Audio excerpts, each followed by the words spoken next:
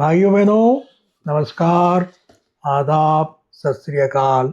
आप सबका हमारे YouTube चैनल न्याय भारती 1947 पर स्वागत है, अभिनंदन है।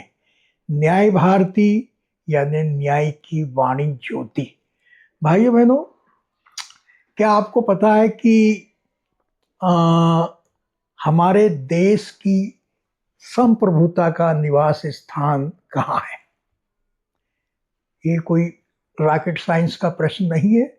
हमारा जो संविधान जो है वो we the people of India से शुरू होता है और उस संविधान को we the people of India के नाम से स्वीकार किया जाता है। तो जो है इस देश की संप्रभुता इस देश के लोगों में निवास करती है। We the people of India are sovereigns. और जो हमारे कॉन्स्टिट्यूशनल और स्टेट्यूटरी जो बॉडीज हैं, जो संवैधानिक और वैधानिक संस्थाएं जो हैं, और इन संस्थाओं के जो क्या है, फंक्शनरीज जो हैं, जो काम करने वाले हैं, वो क्या है, दे आर पब्लिक सर्वेंट्स। उनमें सॉवरेंटी नहीं है। सॉवरेंटी जो है वो we the people of India में है। तो कोई ये कहे कि साहब ये इंस्टीट्यूशंस जो हैं वो नेचुरली पावरफुल है, उन पे काम करने वालों को शक्तियां भी प्राप्त हैं, लेकिन वो सब शक्तियां जो हैं वो जनता के माध्यम से प्राप्त होती हैं। तो ये चीज़ को ध्यान रखना आवश्यक है कि sovereignty lies with the people of India. Okay भाइयों बहनों,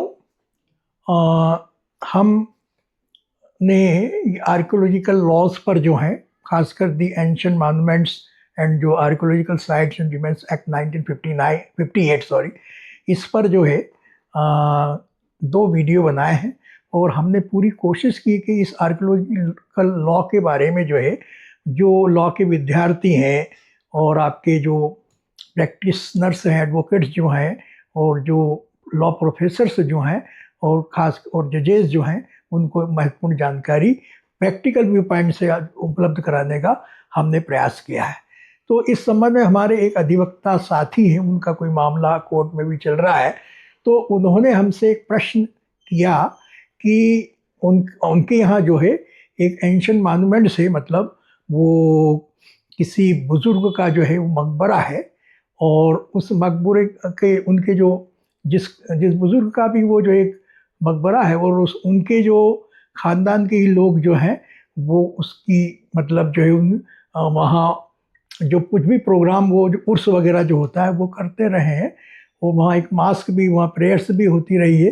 तो उनका ये कहना था कि पिछले 1-2 वर्ष से जो है आर्कियोलॉजिकल डिपार्टमेंट के जो लोग हैं वो जो है वहाँ पे उर्स नहीं करने देते, या उनका कहना कि साहब पहले मतलब जो है परमिशन और कई प्रकार के जो है प्रेयर्स में भी वहाँ पे जो है उन्होंने रोक लगाते रहते हैं। तो ये इस बारे में जो है हमारा मार्गदर्शन कीजिए। तो हालांकि हमने इस पर वीडियो बनाया है, आप उस वीडियो को भी देख सकते हैं, और इसको और थोड़ा हम क्लियर करने का प्रयास करते हैं कि अगर कोई ऐसा एंशिएंट मॉन्यूमेंट्स जो है जो रिलीजियस नेचर का है, जैसे कि कोई टॉम है, श्राइन है ना, या कोई आपके टेम्पल है, या कोई आपका मास्क हैगा, और वहाँ पे कोई रिलीजियस प्रैक्टिस अगर हो रही है, तो जो है जब ऐसे मॉन्यूमेंट्स का जो है वो प्रोटेक्टेड मॉन्यूमेंट्स उसको घोषित कर दिया है, या उसको नेशनल इम्पोर्टेंस का घोषित कर दिया है, तो फिर उसके बाद वो जो रिलीजियस जो प्रैक्टिसेस जो हैं वो उनकी जो है क्या स्थिति होगी।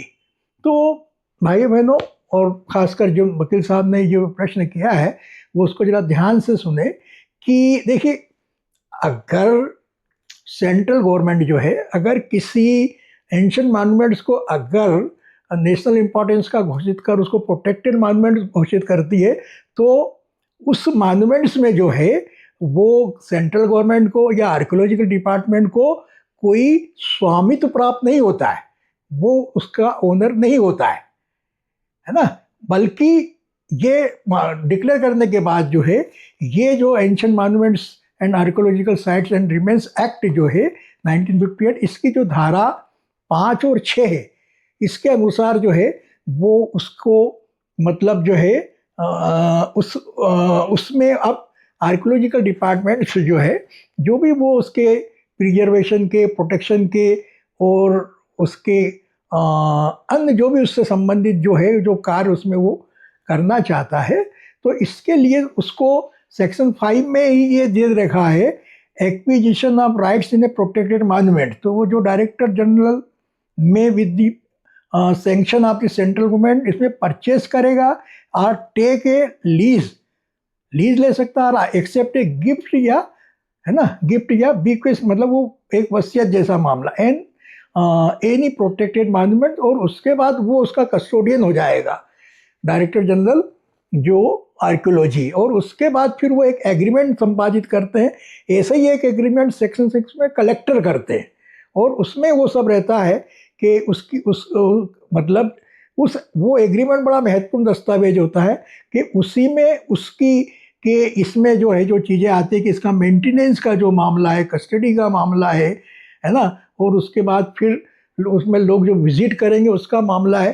तो ये सारी जो चीज़ें गवर्न होती है एग्रीमेंट के आधार पर। तो जब भी अगर कोई आर्कियोलॉजिकल डिपार्टमेंट से अगर कोई डिस्प्यूट पैदा होता है तो सबसे पहले आप ये देखिए कि इसमें कोई उन्होंने एग्रीमेंट किया है या नहीं किया है। अगर नहीं किया है तो फिर उनको कोई कानूनी अधिकार उसमें कार्य करने का उत्पन्न नहीं होता है। तो ये चीज़ हो गई कि आप देखिए कि is there any agreement between the archaeological department and the person who is owner of that ancient monuments. Okay, अब इसके बाद जो अब इसमें जो चीज़ें हैं जो रिलीजियस प्रैक्टिस का मामला है, तो इसमें जो सेक्शन ये आपका जो है सेक्शन 5 ही है। सेक्शन 5 का जो है सब क्लास 6 जो दे रखा है उसे में सबसे पहले प्रोविजन है कि nothing in this section shall affect the use of any protected monuments for customary religious observances. मतलब अगर कहीं कोई रिलीजियस प्रैक्टिस वहाँ पे चल रही है तो वो प्रभावित नहीं होगी। अब इसमें यह भी है कि मान लो कि इसमें उसका सेक्शन 13 में दे रखा है कि उसको एक्वायर करने का, लाइक लैंड एक्विजिशन। तो इसमें हम तो यहाँ तक ये चीज़ है कि अगर उसको एक्वायर कर लिए बाकी ये लीज पे और परचेस की भी बात होगी। परचेस में जब परचेस हो गया या एक्वायर हो गया तो इसके बाद भी अगर वहाँ पे कोई रिलीजियस प्रैक्टिस चल रही है तो उसकी वो विल कंटिन्यू। एक तो ये हो गया, और दूसरा इस प्रैक्टिस के लिए आर्कियोलॉजिकल डिपार्टमेंट से किसी परमिशन की आवश्यकता नहीं है। ये it will continue as it has been continuing. तो एक चीज ये हो गई कि वो आर्कियोलॉजिकल डिपार्टमेंट इस तरह की जो है किसी रिलीजियस प्रैक्टिस वहाँ पे है, रिलीजियस ऑब्जर्वेंसेस जो हैं वो उसको जो है वो रोक नहीं सकता है। ऐसा ही प्रावधान जो है इसमें जो रूल्स बनाए गए, ये आपके ancient monuments and archaeo sites and remains rules जो हैं 1959, उसका रूल 7 हैगा। इस 7 रूल में पहले तो ये कहा है कि जैसे रूल नंबर 1 है कि no protected monument shall be used for the purpose of holding any meeting, reception, party, conference और entertainment except under and in accordance with a permission in writing granted by the central government. यानी कि कोई नई बात अगर उसमें हो रही है, मतलब कोई प्रोग्राम करना चाह रहे हैं तो वो it will be done with the permission of the central government. But इसी में ये दे रखा कि nothing in sub section 1 shall apply to any meeting, reception, party, conference और entertainment which is held in pursuance of a recognised religious usages और custom. तो recognise जो है रिलीजियस यूजेज कस्टम वो जो चला आ रहा हैगा तो उसके लिए कोई परमिशन की आवश्यकता है। तो ये 2 हो गए, मतलब एक सेक्शन 5 सब क्लास 6 में दे रखा है कि जो प्रैक्टिस चली आ रही it will continue, it requires no permission by archaeological department. और दूसरा ये इसके जो रूल्स बने हैं उसमें भी ये है। इसके अलावा इसमें और भी सेक्शन एक आपका जो है सेक्शन 7 में जो है, ये सेक्शन 7 में जो चीज़ है कि जैसे मान लो कि अगर कोई एग्रीमेंट हो रहा है किसी ancient monument who is of religious nature, okay, तो जैसे मान लो मस्जिद है तो वो एग्रीमेंट जो होगा, जो मस्जिद का जो मुतवल्ली या जो उसका जो भी है वो करेगा, मतलब कोई नॉन मुस्लिम उसमें नहीं करेगा, मुस्लिम ही उस एग्रीमेंट को करेगा। ये इसमें सेक्शन 7 सब सेक्शन 3 में बताया है। ऐसे मतलब वो उस रिलीजियस प्लेस का जो कस्टोडियन है, जो ओनर है, तो वो ही मतलब जो है वो उसको उसमें एग्रीमेंट वही कर सकता है, दूसरा कम्युनिटी का व्यक्ति नहीं कर सकता है। इसी प्रकार इसमें जो सेक्शन 16 है उसमें भी दे रखा है कि a protected, section 16 sub section 1, a protected monument maintained by the central government under this act which is a place of worship और shrine shall not be used for any purpose inconsistent with its character. उसके character के विरुद्ध उसमें कोई मतलब now it shows कि उसका कोई आर्कियोलॉजिकल वाले कोई इसको can't use for any purpose other than जो चला आ रहा है। तो ये इसमें जो है, बल्कि इसमें ये सेक्शन बड़ा 16 महत्वपूर्ण है।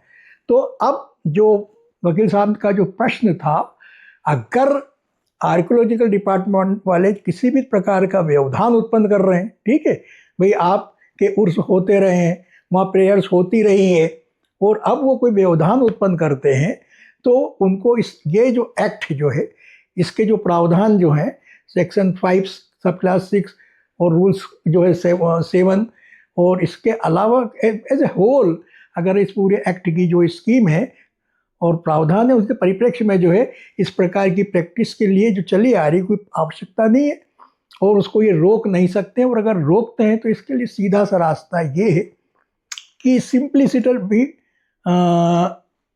या तो आप रिट पिटिशन में भी जा सकते हैं, क्योंकि ये फंडामेंटल राइट आर्टिकल 25 का वायलेशन है, ये एक्ट का वायलेशन है। या फिर आप एक सिविल सूट फाइल करके जो है कोर्ट से एक injunction, so you may file a suit simpliciter for injunction and seek temporary injunctions. Better ये है कि first you are to approach the civil court. तो ये इसमें आप कर सकते हैं।